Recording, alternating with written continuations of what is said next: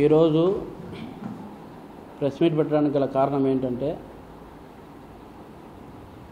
2023 October 31వ తారీఖున నేను Kadapa central జైలుకు పోవడం జరిగింది. ఒక అన్యాయంగా అక్రమంగా కేసు కట్టడం, దానిపై వైసీపీ ప్రభుత్వం కుట్ర పన్నిన దానిపై నేను జైలుకు పోవడం జరిగింది. అక్కడ నవంబర్ 28వ తారీఖున దేవిరెడ్డి శివశంకర్ రెడ్డి అంటే వైఎస్ వివేకానంద రెడ్డి గారి హత్య కేసులో A5 నిందితుడిగా ఉన్న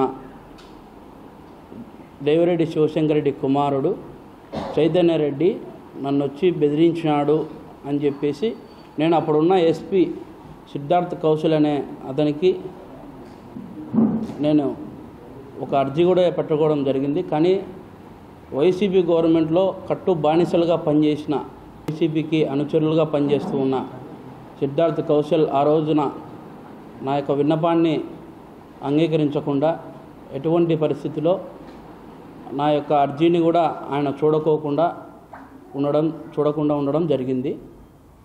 అయితే ఈ రోజున కూటమి ప్రభుత్వం అధికారంలోకి వచ్చిన సందర్భంగా ఈరోజు కడపకు ఎస్పీ మారడం, హర్షవర్ధన్ రాజు గారిని వేయడం, ఈరోజు నేను ఆయనకు కంప్లైంట్ ఇవ్వడానికి వెళ్తున్నాను. కాబట్టి నేను ఒక ప్రెస్ మీట్ పెట్టి వెళ్దామని చెప్పేసి ఇక్కడికి వచ్చాను. కడప సెంట్రల్ జైలుకు సంబంధించి ప్రకాష్ అనే అతను అడిషనల్ ఎస్పీగా ఉన్నాడు. అయితే నవంబర్ 28వ తారీఖున మెడికల్ క్యాంప్ పేరు చెప్పుకొని చైతన్య రెడ్డి అనే అతను శివశంకర్ రెడ్డి కొడుకు ఎంటర్ కావడం, నన్ను బెదిరించడం, ఆ టైంలోనే ఎస్పీ ప్రకాష్ అనే అడిషనల్ ఎస్పీ ప్రకాష్ అనే ఆయన పక్కనే ఉండడము, ఇవన్నీ కూడా జరిగినాయి. ఆ రోజు కూడా లెటర్ పెడితే ఎవరు కూడా పట్టించుకోలేదు. కానీ ఈ రోజున నాకు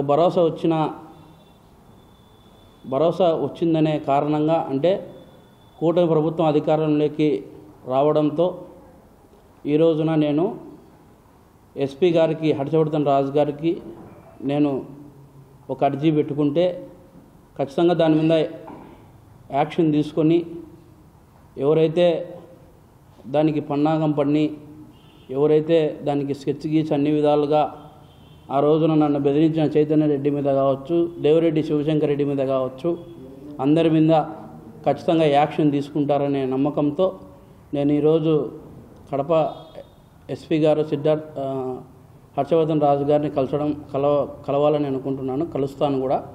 అందుకే ఈ రోజున కంప్లైంట్ రాసుకొని కూడా ఇక్కడికి రావడం జరిగింది. ఖచ్చితంగా కూడా నేను కంప్లైంట్ ఇవ్వాలని అనుకుంటున్నా. నేను డిమాండ్ చేసేది ఒకటే, ఆ రోజున నవంబర్ 28వ తారీఖు 2023 ఆ రోజు నేను వాంటెడ్గా నేను డిమాండ్ చేసేది, ఆ రోజు సీసీ ఫుటేజ్ ఏమైంది,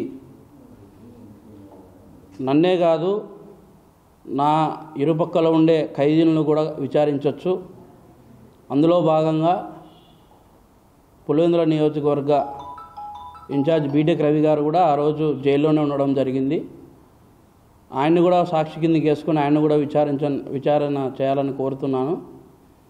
జరిగిన వాస్తవాలను దాచిపెట్టి అసభ్యంగా, అన్యాయంగా ప్రవర్తించి అప్రూవర్గా మారినాననే ఒక కోపంతో వైఎస్ అవినాష్ రెడ్డి కావచ్చు, భాస్కర్ రెడ్డి కావచ్చు, జగన్మోహన్ రెడ్డి కావచ్చు, వైఎస్ భారతి కావచ్చు, దేవిరెడ్డి శివశంకర్ రెడ్డి కావచ్చు, వీళ్ళందరూ కూడా నన్ను టార్గెట్ చేసి గడిచిన 5 ఏళ్లలో చాలా రకాలుగా ఇబ్బందులు పెట్టడం జరిగింది. అన్యాయంగా కేసులు కూడా కట్టడం జరిగింది. దీని అన్నిటి మీద కూడా ఖచ్చితంగా కోర్టుకైతే వెళ్తా.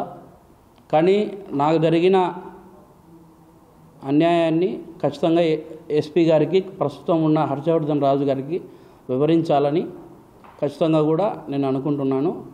ఎందుకంటే కూటమి ప్రభుత్వం చంద్రబాబు నాయుడు గారికి వైఎస్ వివేకానంద రెడ్డి గారి హత్య కేసు ఛాలెంజ్గా నిలుస్తుందని నేను అనుకుంటా ఉన్నాను.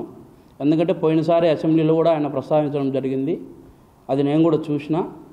అందుకే నేను కూడా వివేకానంద రెడ్డి గారి హత్య కేసులో నేను కూడా తప్పు చేసి ఉండొచ్చు, ఎటువంటి యాక్షన్ అయినా సరే నా మీద కూడా తీసుకోవచ్చు. కానీ నేను అనుకునేది ఒకటే, తప్పు చేసిన వాడికి ఖచ్చితంగా శిక్ష పడాల్సిందే, అది నాకైనా సరే ఎవరికైనా సరే. ఖచ్చితంగా కూడా నేను అప్పుడు అదే మాట చెప్పినా, ఇప్పుడు అదే మాట చెప్తా ఉండా. ఖచ్చితంగా కూడా మీరు యాక్షన్ తీసుకుంటారనే నమ్మకంతో మీ చంద్రబాబు నాయుడు గారి వరకు, డిప్యూటీ సీఎం పవన్ కళ్యాణ్ గారి వరకు, ప్రధానమంత్రి నరేంద్ర మోదీ గారి వరకు ఈ వీడియోస్ అలాగే ఈ యొక్క ప్రెస్ మీట్ చేరుతుందని నేను భావిస్తా ఉన్నాను. For more videos like this, subscribe Big TV channel.